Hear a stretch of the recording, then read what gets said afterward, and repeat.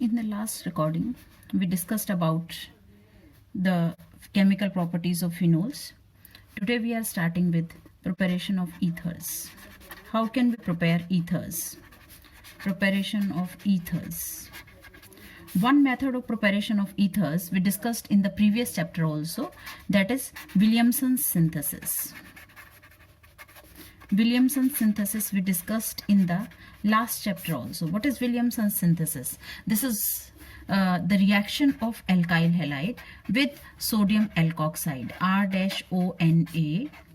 Now here it is positive, this is negative. In this case, this is positive, this is negative. So this negative, that is this nucleophile, will be substituted by this nucleophile, giving the product as ROR dash. So X negative, that is nucleophile, is being substituted by OR dash negative. And what are we left with? It is NaX. So this is the general reaction for Williamson synthesis. Now what if we write a normal reaction? Example of this, that is CH3CH2Br, and if we do its reaction with CH3CH2ONA, then the product obtained will be CH3CH2OCH2CH3. Here we should observe that R and R dash both are same alkyl group, both are ethyl group, but it may be the possibility that both may be different. Now in this case, what type of reaction it is? It is substitution reaction. What type of substitution? Nucleophilic substitution reaction is taking place. And what is the probable mechanism followed for this reaction is SN2. SN2 is the reaction mechanism followed for this reaction. Now, what if in place of taking the primary or secondary alkyl halide, primary alkyl halide will undergo this reaction very easily, but if we take the tertiary alkyl halide or secondary alkyl halide, then this reaction is not at all good for the preparation of ethers. Why is it so? Why the secondary or tertiary alkyl halides cannot be taken for the preparation of ethers? What is the reason for it? Let's take the another example. Say we are taking CH3C CH3Br. This is the tertiary alkyl halide, that is tertiary butyl bromide we took, and we are doing its reaction with sodium methoxide. Now in place of getting an ether, the product obtained will be different. And what will be the product obtained? It will be CH3C CH3 double bond CH2, and alkene will be formed, plus it will be CH3OH plus NaBr. So we expect it to be the formation of ether here, but in place of ether we are getting an alkene. Why? What is the reason for it? Because in case of secondary and tertiary alkyl halide, the tendency for elimination is more as compared to substitution. So that is why elimination will take place. Why elimination will compete over substitution here? Because this methoxide ion is not only a nucleophile, it is a strong base also. So if it is a strong base, it will abstract a proton from here, and that's how will be converted to methanol. While what are we left with? We are left with an alkene, because when H is going from here and combining with this CH3O group, because it is a base, it will take out a proton from here and will be converted to an alcohol. What are we left then? We are left with an alkene. So this is one of the very important thing which everybody should know. There is a question based on the same in the in-text,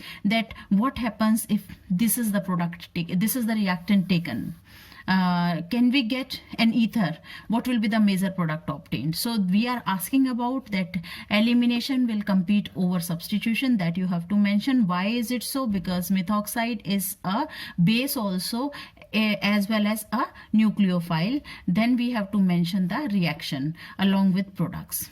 Now another question which is very generally asked in exam, then what if we are supposed to prepare methyl tertiary butyl ether by Williamson synthesis? First of all, we should understand what is the formula of methyl tertiary butyl ether.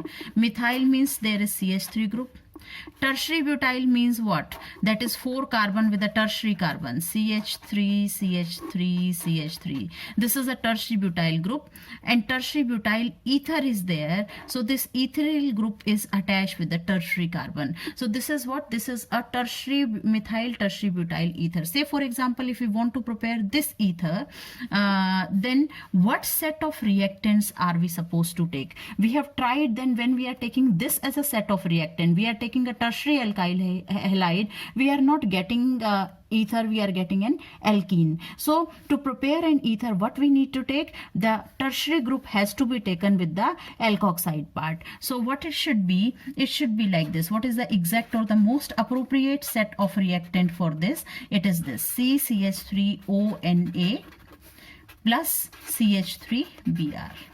This should be the set of reactant to prepare this as a product. If we are taking opposite, if we are taking tertiary alkyl bromide, then it will undergo elimination, not nucleophilic substitution. So that is why in place of getting an ether, we will be getting an alkene. I hope everybody is clear about it. This is a very, very, very important question. What is the question? I just want to repeat it, that one question can be, what should be the most appropriate set of reactant to prepare a methyl tertiary butyl ether, or it may be ethyl tertiary butyl ether.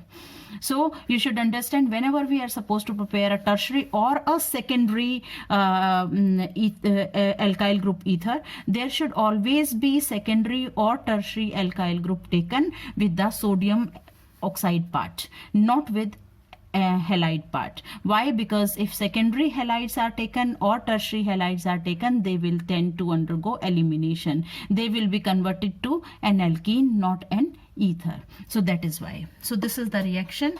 Everyone should know these reactions. Both the reactions are very, very, very important. So this is all about Williamson synthesis. Now the next method of preparation that we did in the previous class also, that is by acidic dehydration.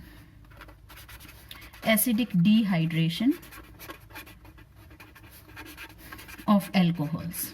We discussed this reaction in the previous class, that when alcohols are heated with concentrated H2SO4 at temperature 443 Kelvin, they are converted to an alkene, like CH2 double bond CH2 if ethanol is taken here.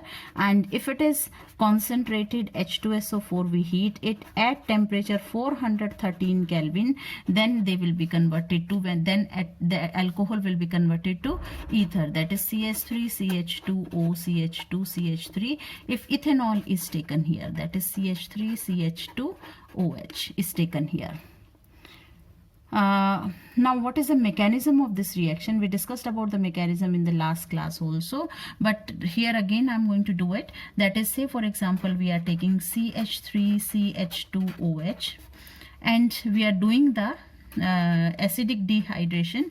So reaction will begin with the hydrogen ion attack, or protonation you may say. So here it is carrying lone pairs and here it is an electrophile. So this will be sharing this pair of electron. So the compound obtained will be CH3 CH2, one lone pair only is left, H, and here is H, and with a positive charge on oxygen.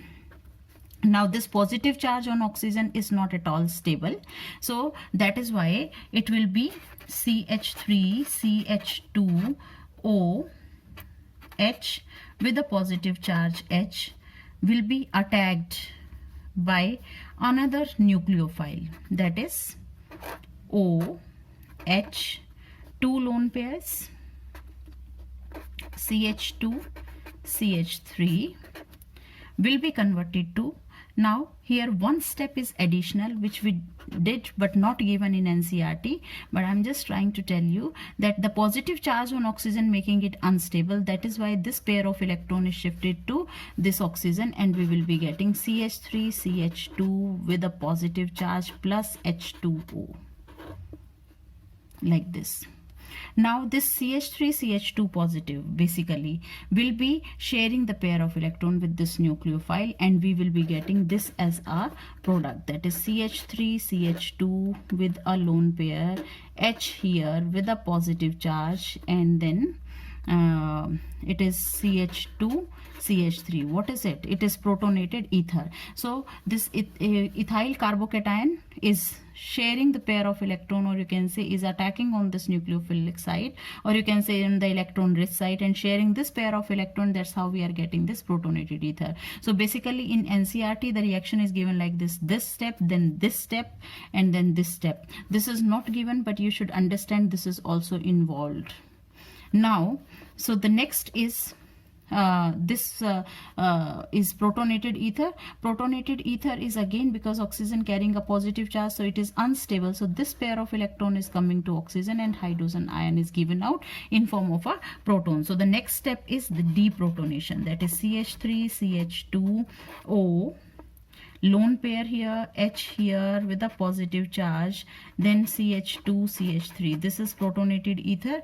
This pair of electron is coming to oxygen and hydrogen ion is given out in form of a proton. So what are we left with? We are left with CH3 CH2, because this pair is shifted to oxygen, so that is why oxygen will regain another lone pair and will be having two lone pairs now, and this H will be removed in form of a proton without any electron. So this is the mechanism of acidic dehydration of alcohols. One thing we should always understand, that acidic dehydration of primary alcohols will lead to the formation of ether. If we are taking secondary alcohols or tertiary alcohols, that has a tendency to get converted to alkene, not in ethers. So again I am trying to tell you that elimination will compete over substitution, or you can say elimination reaction will take place. So this is all about the methods of preparation of ethers. Williamson synthesis, we discussed about that whenever we want to prepare secondary or tertiary alkyl ethers, then we should always take that secondary and tertiary alkyl group with the sodium alkoxide part, not as a halide part. Why? Because tertiary and secondary halides, they have a tendency to undergo elimination, so they will be converted to alkene. And which mechanism is followed here? Basically that is SN2 mechanism. Now what about acidic dehydration of alcohols? In acidic dehydration of alcohols also, that we are always supposed to take primary and second primary alcohols, because again SN2 mechanism is followed here. We should not take this SN2 mechanism is followed here. We should not take secondary and tertiary alcohols. Why not? Because secondary and tertiary alcohols again have tendency to get converted to alkene, not the ethers. Now the next is physical properties of ethers. Now what about the physical properties of ethers? Ethers physical properties.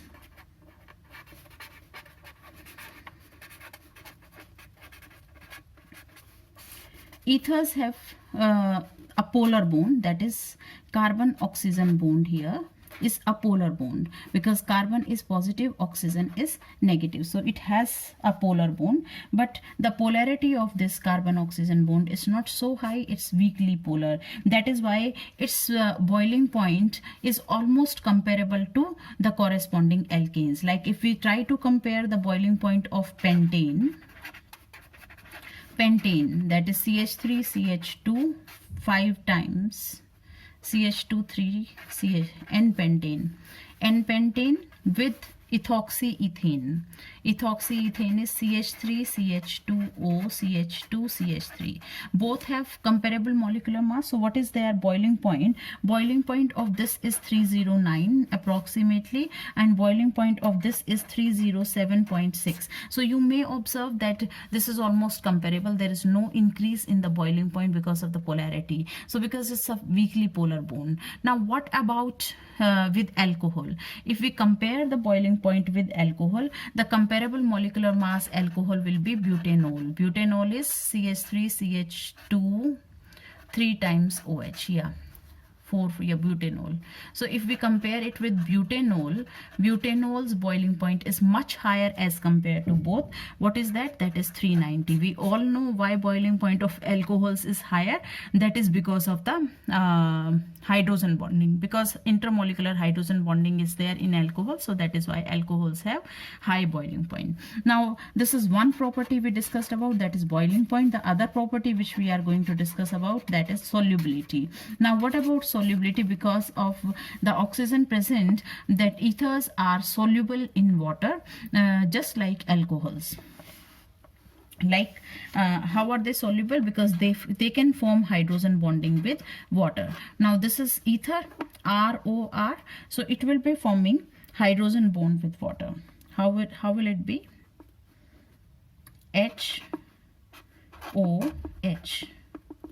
hydrogen bonding with water. Similarly, this will also form hydrogen bond with water, like this. So hydrogen bonding will be there with water. That is why ethers are soluble in water, and their solubility is almost comparable with alcohols. Because of the intermolecular hydrogen bonding, they can establish with water. So this is all about the physical properties of ethers. The next is chemical properties of ethers, that we will discuss in the next lecture. Thank you.